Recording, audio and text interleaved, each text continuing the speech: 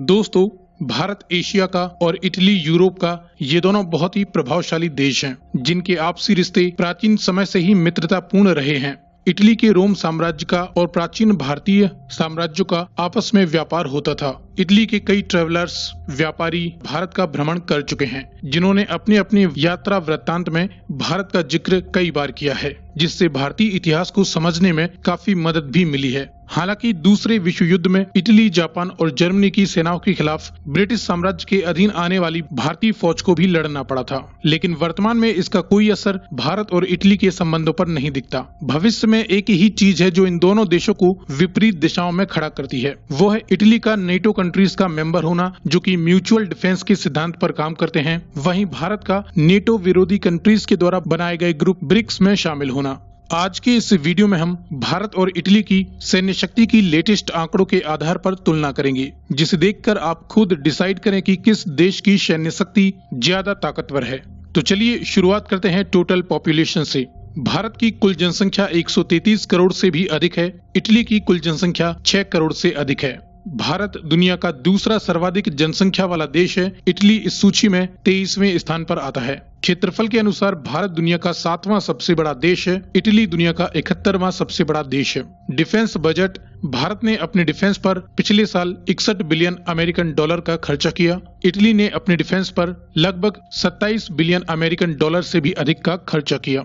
Global fire power की ranking के अनुसार दुनिया के 138 देशों की सूची में भारत चौथा सर्वाधिक शक्तिशाली देश है। वहीं इटली इस सूची में 12वें स्थान पर आता है। इसके बाद देखें असल हथियार, तो 21वीं सदी के सबसे घातक हथियार न्यूक्लियर वेपन्स। भारत के पास इनकी संख्या 150 के लगभग है और इससे ज्यादा का उत्पादन भारत कर सकता है। इटली के पास किसी भी प्रकार की न्यूक्लियर वेपन्स नहीं है और इससे आवश्यकता भी नहीं, क्योंकि नेटो कंट्रीज का सदस्य होने के नाते ये म्यूचुअल डिफेंस के सिद्धांत पर कार्य करते हैं। अगर इटली पर कोई अन्य देश हमला करता है तो अदर कंट्रीज इटली के डिफेंस में उतर आएंगी। इसके बाद देखें मिलिट्री पर्सोनेल, तो भारतीय फौज में एक्टिव और रिजर्व 35 लाख से भी अधिक फौजी हैं। इटली के पास कुल 3.5 लाख के समथिंग फौज है। हवाई ताकत देखें, फाइटर एयरक्राफ्ट्स और इंटरसेप्टर्स, भारत के पास इस तरह के 600 से भी अधिक फाइटर एयरक्राफ्ट्स हैं। इटली के पास इस तरह के 150 के समथिंग फाइटर एयरक्राफ्ट्स और इंटरसेप्टर्स हैं।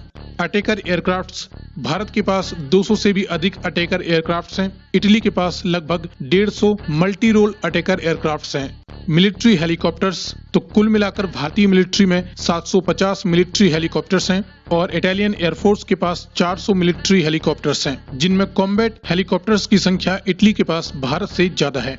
इसके बाद देखें जमीनी ताकत, तो इस फील्ड में कॉम्बैट टैंक्स भारत के पास 4,500 से अधिक हैं। इटली, जिसने पहले और दूसरे दोनों ही विश्व युद्ध में भाग लिया था, इनके पास कॉम्बैट टैंक की संख्या घटकर 280 के समथिंग रह गई है।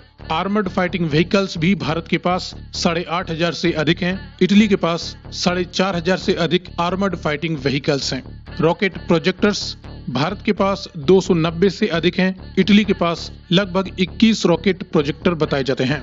इसके बाद देखिए समुद्री ताकत, तो इस फील्ड में एयरक्राफ्ट कैरियर्स भारत के पास 2 हैं। इटली के पास भी 2 एयरक्राफ्ट कैरियर्स हैं, जो कि भारत से छोटे लाइट एयरक्राफ्ट कैरियर्स हैं। इसके बाद फ्रिगेट्स, भारत के पास 15 फ्रिगेट्स हैं। इटली के पास फ्रिगेट्स की संख्या 12 है। कॉर्वेट्स, भारत के पास 20 कॉर्वेट्स हैं। इटली की कोई भी कॉर्वेट अब एक्टिव नहीं।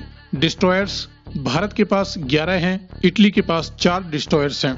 सबमरीन्स, भारत के पास 16 सबमरीन्स हैं। इटली के पास केवल 8 हैं। सो फ्रेंड्स, भारत और इटली की सैन्य शक्ति के लेटेस्ट आंकड़ों के अनुसार किए गए इस कंपैरिजन को देखकर हम क्लियरली बता सकते हैं कि किस देश की सैन्य शक्ति ज्यादा पावरफुल है।